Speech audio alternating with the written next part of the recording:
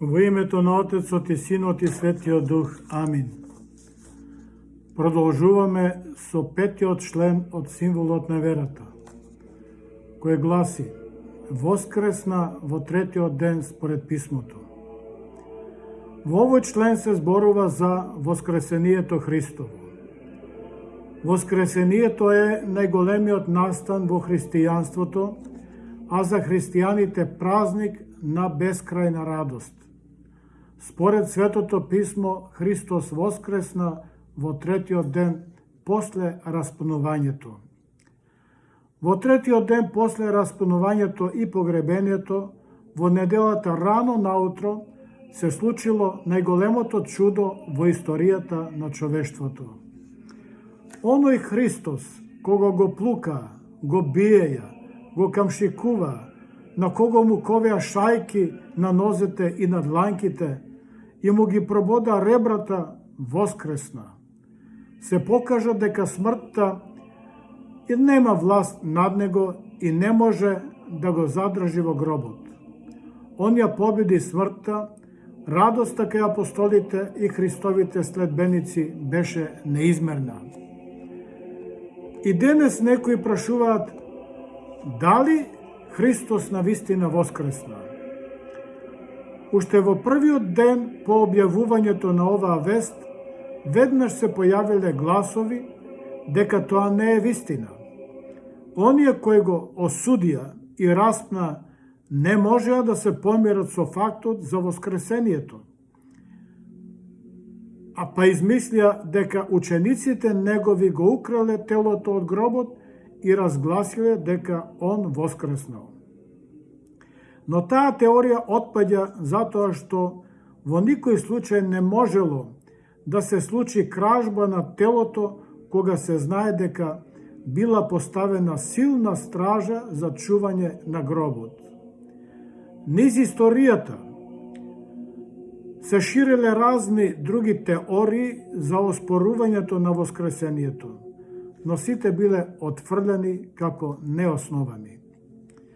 Вистината за воскресението е проверена од самите апостоли. Најпрво и тие се посомневале на кажувањето на Марија Магдалена за јавувањето на ангелот и воскресението и па потрчале да проверат во гробот каде што беше положено Христовото тело. Телото не било во гробот. Кога Марија Магдалена видела дека гробот е отворен, па се посомневала дека стражарите го украле Господа, Јован 22. Ваквите сомневања не се само заради нив, туку и заради нас, а и за сите луѓе. Особено внимание привлекува сомневањето на светиот апостол Тома, кој додека не ги допра рацете своји, не поверува во воскресението. Истиот ден, воскреснатиот Господ, Исус Христос, најпрво се јавил на неговата мајка, Пресвета Богородица, потоа повеќе пати на поединци, а и на мноштво луѓе, Матеј 28 глава. Запишано е во Евангелието дека се јавил на Клеопа, неговиот ученик, а и на апостолите кога биле собрани во Ерусалим, со исклучок на апостол Тома, кој не бил тогаш со нив. Христос воскресна на вистина. Каква е важноста на воскресението? Првата и основна порака за воскресението е таа што Христос ни кажува дека воскресението е можно. Всушност, Христос тоа го потврди претходно кога изврши воскресение во градот Наин, потоа ја воскресна Тавита во Јопија, а особено потврда покажа во Витанија со воскресението на Лазар.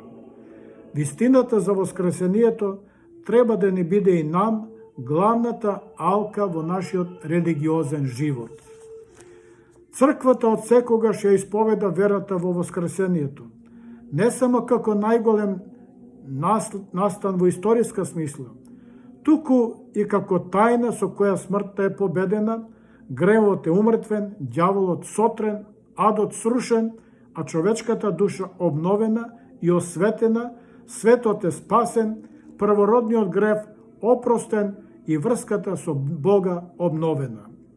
Затоа за нас христијаните, Великден е најголемиот празник на сите празници. Воскресението на Исус Христос е темелот на христијанската вера, која ја означува неговата конечна победа. Тоа му дава смисла на христијанското верување и христијанското учење, докажувајќи го неговото божествено потекло како спасител и нудејќи им на луѓето ветување за вечен живот и надеж. Свети апостол Павле вели: залудна е нашата вера и нашата проповед ако Христос не воскресна. 1 Коринтијаните 15:14. Некои забележувајќи кон ова велат: како можеме да поверуваме во вистината на воскресението и победата над смртта, кога таа се уште постои? Точно е дека смртта и денес постои, но таа не е повеќе проклетство за човечката природа, туку е привремена и преодна. Смртта е само премин во друг вечен живот. Нашето умирање не е заради тоа што ние сме осудени, туку дека го очекуваме општото воскресение. Јован 11:11. Лука 8:52. Ние умираме со смртта, но не остануваме во неа, туку преку општото воскресение одиме во вечен живот, а тоа не е умирање, туку спасение. Христос вели: јас ќе им дадам вечен живот и никогаш нема да загинат и никој не ќе ги истргне од раката моја. Јован 10:28. Преку страдањата, смртта и воскресението, Господ Исус Христос ја заврши својата божествена мисија на земјата. Го прослави Бога и го спаси човекот. Христовиот крст, жртвата негова, ги помири небото и земјата, односно човекот со Бога и неговата сила се прошири низ целиот свет за сите векови. Дадена ни е можност, доколку искрено се покаеме, преку Христа да се избавиме од секој грев, дури од најтешките престапи и од длабочината на пеколот.